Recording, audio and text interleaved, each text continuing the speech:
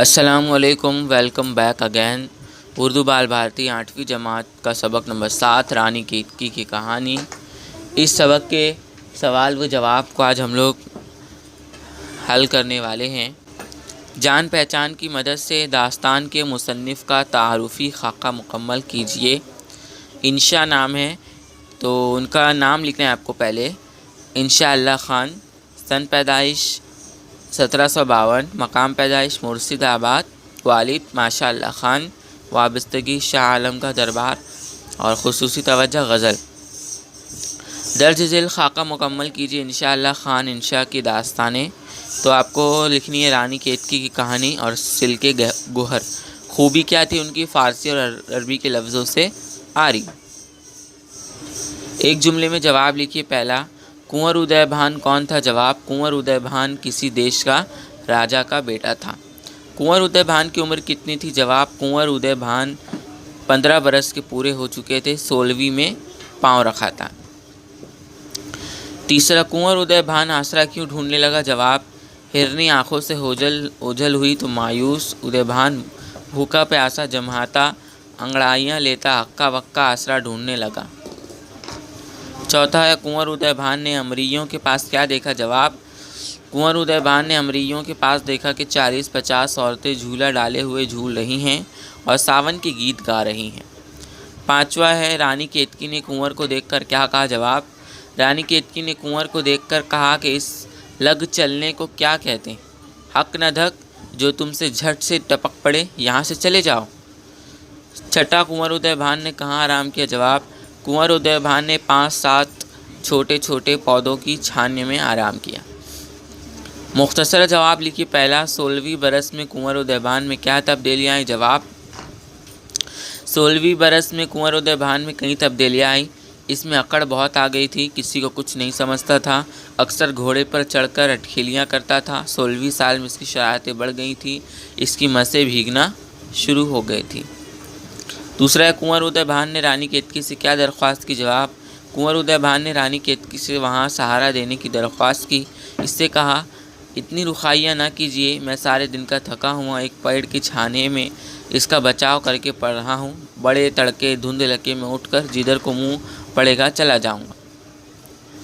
तीसरा है, कुंवर उदय भान जंगल में क्यों भटक गया? जवाब, कुंवर उदय भान ने सब कुछ छोड़कर एक हिरनी के पीछे अपना घोड़ा दौड़ाया था। जब तक उजाला था इसकी तवज्जो हिरनी पर थी, जब अंधेरा हो गया तो वो रास्ता भटक गया और अमरियों की तरफ निकल आया। चौथा है, रानी केतकी ने उदय भान की दरख्वास्त सुनकर क्या कहा? जवाब, रानी केतकी ने उदय भान की दरख्वास्त सुनकर कहा, हाँ जी, बोलियाँ ठोलियाँ ना मारो। इसने साथ वाली औरतों से कहा कि इनको कह दो जहाँ जी चाहे पड़ रहे हैं और जो कुछ खाने पीने को मांगे सिवा सो उन्हें पहुंचा दो। घर आए को किसी ने आज तक मार नहीं डाला। इनकी कैफियत बता रहे हैं कि इनके बात में सच्चाई है, बनाई हुई बात छुपती नहीं। मुफस्सिल जवाब लिखिए। पहला, रानी केतकी की कहानी को अपने अल्फाज में लिखिए। जवाब, किसी मुल्क के किसी राजा का बेटा उदय भान निहायत शरारती और नटखट लड़का था। वो किसी को कुछ समझता न था। एक दिन कुंवर उदय भान शहर को निकला तो घोड़े पर चलते चलते एक हिरनी नज़र आई। फिर नहीं देखकर वो लोटपोट हो गया और इसके रुख पर अपना घोड़ा डाल दिया, मगर हिरनी घोड़े को मात देकर निकल भागी। शाम हो गई मगर कुंवर उदय भान को कामयाबी न मिली। वो थका हारा आराम करने के लिए जगह की तलाश में था तो उसे आमों के दरख्त का बाग नज़र आया। वो आमों के दरख्तों के करीब पहुंचा तो देखा कि चंद औरतें पेड़ की डाल में झूला डाले झूला झूल रही हैं। उन्हीं में लाल लिबास में मलबूस एक औरत केतकी थी जो कुंवर उदय भान पर बेरोक टोक वहाँ धमकने पर बरहम हो गई। जब कुंवर उदय भान ने अपनी राम कहानी सुनाई तो उसे तरस आ गया और उसने अपनी सहेलियों से उसे खाने पीने की चीज़ें देने के लिए कहा। कुंवर उदय भान वहाँ लेटा मगर उसे वहाँ नींद न आई, बस वो अपने आप से बातें करता पड़ा रहा। कुंवर उदय भान का हुलिया अपने लफ्ज़ों में लिखी। जवाब, कुंवर उदय भान एक राजा का बेटा था। इसमें कोई ऐसी खूबी न थी जिसका जिक्र किया जा सके। वो 15 बरस मुकम्मल करने के बाद 16वीं साल में कदम रख चुका था। इसकी मसें भीगने लगी थी। वो किसी को कुछ न समझता न था। सिर्फ नाम लिखिए। पहला, राजा का बेटा तो लिखना कुंवर उदय भान। लाल जोड़ा पहने झूला झूलने वाली तो आपको लिखना रानी केतकी।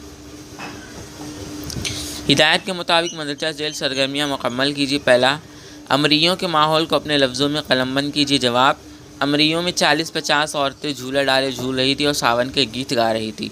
दूसरा, सबक की रोशनी में रानी केतकी की पहचान लिखी। जवाब, अमरियों में कुछ औरतें झूला झूल रही थी, इनमें एक लाल जोड़ा पहने हुए औरत केतकी थी। झेल के अल्फाज के लिए सबक में इस्तेमाल किए हुए अल्फाज तलाश करके लिखिए। पहला है मस्तानापन यानी अटखीलपन, इसने यानी उन्हें। तीसरा, बिला झिझक, हक न धक, गमगीन होकर, मलौला खा के, बेमुरवती, रुखाइयाँ, होंठ सूख जाना, होंठ पिड़ाना। झेल के मुहावरों को अपने जुमलों में इस्तेमाल कीजिए। पहला, टपक पड़ना, हमेशा जब भी बाहर जाना होता है तो निकलते वक्त कोई ना कोई पड़ोसी या रिश्तेदार टपक पड़ते। जी लोटपोट होना, ईद के दिन हर जगह खिलौनों और मिठाइयों की दुकानें देखकर तो बच्चों का जी लोटपोट हो जाता है। बोलियाँ ठोलियाँ मारना, हर बार की तरह जब इस बार भी हमारे पड़ोसी का लड़का इम्तिहान में फ़ेल हो गया तो लोग बोलियाँ ठोलियाँ मारने लगे।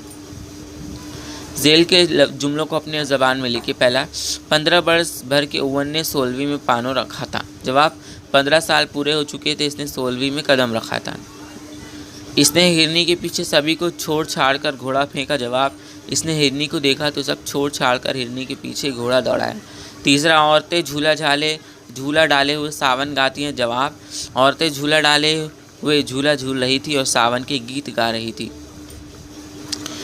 चौथा, तब इसने महसूस के मलौला खा के कहा इतनी रुखाइयाँ न कीजिए। जवाब, तब इसने रंजीदा और गमगी होकर कहा कि इतनी बेरुखी से पेश ना आए।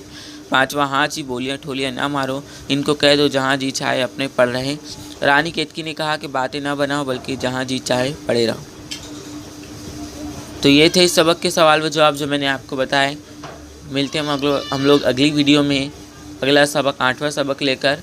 तब तक के लिए इसी तरीके से हमारे चैनल पर बने रहिए और हमारे सबक के सवाल व जवाब को इसी तरीके से देखते रहिए। अपनी नोटबुक, अपनी कॉपियाँ मुकम्मल करते रहिए, अपनी पढ़ाई जारी रखिए। इम्तिहान का वक्त करीब आने वाला है। मिलते हैं हम अगली वीडियो में, तब तक के लिए अल्लाह हाफिज़।